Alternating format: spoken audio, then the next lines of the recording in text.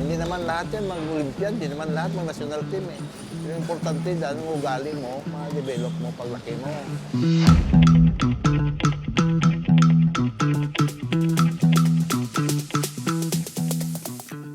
In this bare-bones gym in a city in central Philippines, 17 children, including an 11-year-old girl, get to work in pursuit of their Olympic boxing dream. Guiding them is boxing coach Larry Semilano, himself a former Olympic boxer who grew up in Bago City, which touts itself as the Philippines' boxing capital after having produced many of the country's Olympic boxers.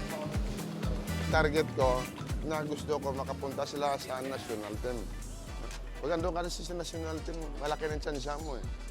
Makapaglaro ka na sa ibang bansa.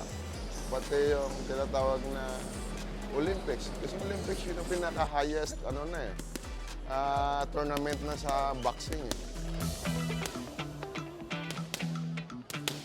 Pangarap ko po ay makapasok sa Philippine team at maglalaro ng Olympic, makuha ang gold medal. Tulungan ng aking pamilya.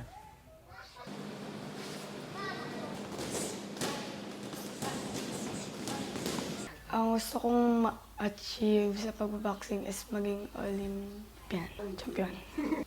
Para maging proud sa akin si Papa, si Mama, lahat ng pamilya. Para umangat din yung buhay nila pag magaling na sila. Kasi si Manny Pacquiao siguro, idol nang talaga nila yun eh. Gusto rin yumaman, gusto rin pumunta ng Maynila, gusto rin pumasok ng national team, gusto rin mag-Olympic. Yan, yung number one reason palagay ko na nakaano dyan.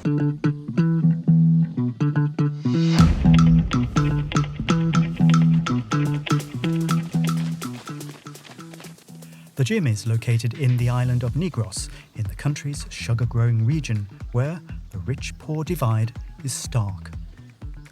Most of Larry's wards at the Bago City Gym, aged 10 to 18, are mostly children of farmers, construction workers, and tricycle drivers.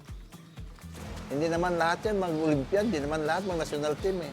Yung importante dahil yung ugali mo, ma-develop mo paglaki mo.